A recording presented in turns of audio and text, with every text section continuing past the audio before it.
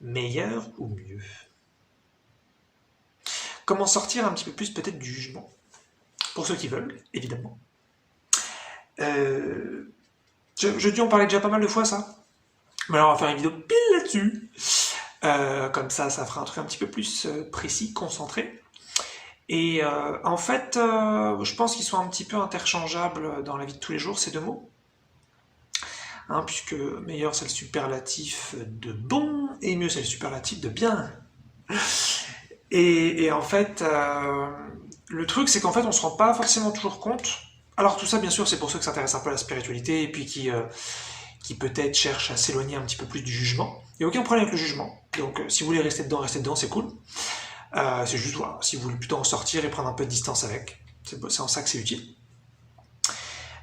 Et en fait, souvent on a tendance à faire des comparaisons, et donc c'est un petit peu le jeu de l'ego, puisque il va commencer à dire ça c'est bien, ça c'est pas bien, ça c'est mieux, ça c'est moins bien.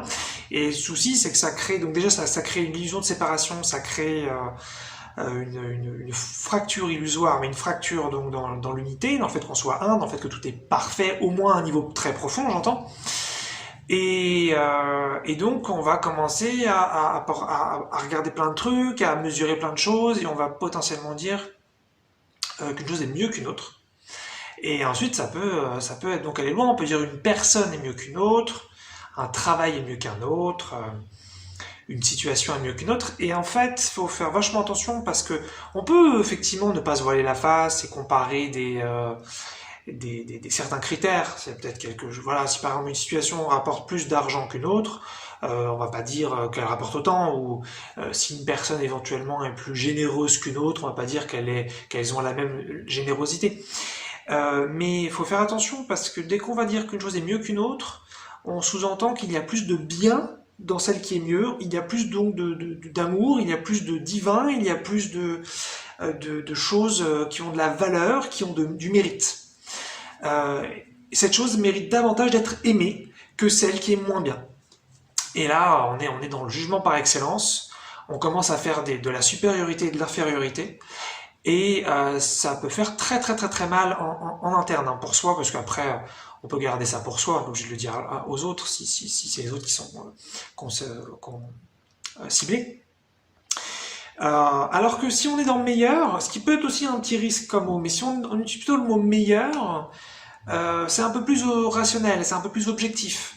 Voilà, si par exemple on parle de quelque chose qu'on mange, que on va dire bah, cette chose est meilleure qu'une autre, peut-être que voilà, on est un petit peu sur ça pourrait être tout simplement qu'elle a plus de goût, donc on pourrait dire qu'elle est meilleure parce que voilà, elle nous fait sentir plus de choses.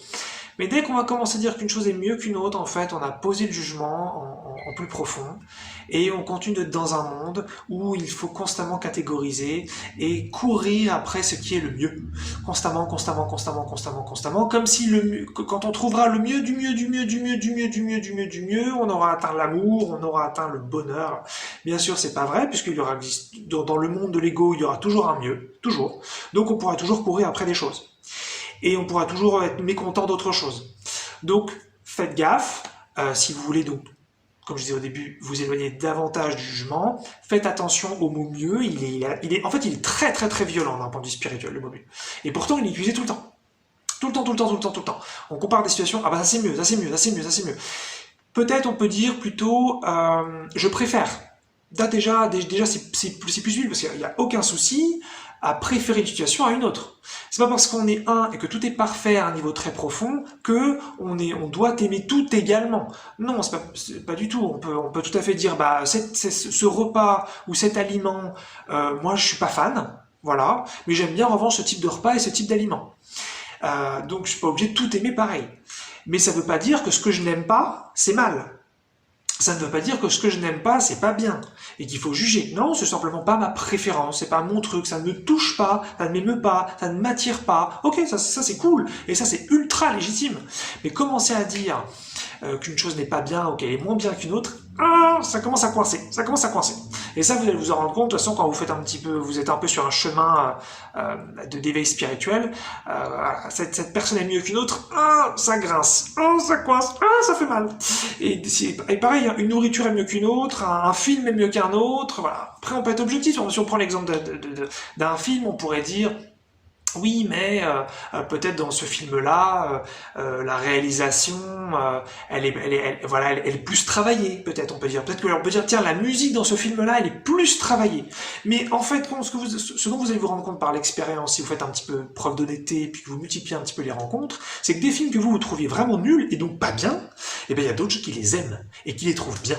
Et là, vous entrez en fait dans un truc qui est subjectif. C'est quand bien même quelque chose, donc une musique serait plus travaillée qu'une autre, quand bien même un travail rapporterait plus d'argent qu'un autre, quand bien même une personne serait plus généreuse qu'une autre, etc., etc., pour les exemples, eh bien, il y a des personnes qui vont aimer profondément des choses que vous trouvez moins bien. Et ce qui veut dire que entre le film A, le film B, le film A plus travaillé, le film B moins travaillé, il y a des gens qui vont profondément aimer le film A et d'autres qui vont profondément aimer le film B. Ce qui veut dire qu'on sort complètement de l'objectivité de la valeur, l'objectivité du mérite et l'objectivité de l'amour. Ça va simplement être votre préférence à vous. Donc ensuite, on peut, comme je dis, votre objectif, dire ça a plus de saveur, ça a moins de saveur, ça a été plus travaillé, ça a été moins travaillé, ça a plus tel qualificatif et ça a moins de ce qualificatif, mais c'est pas mieux, c'est pas moins bien.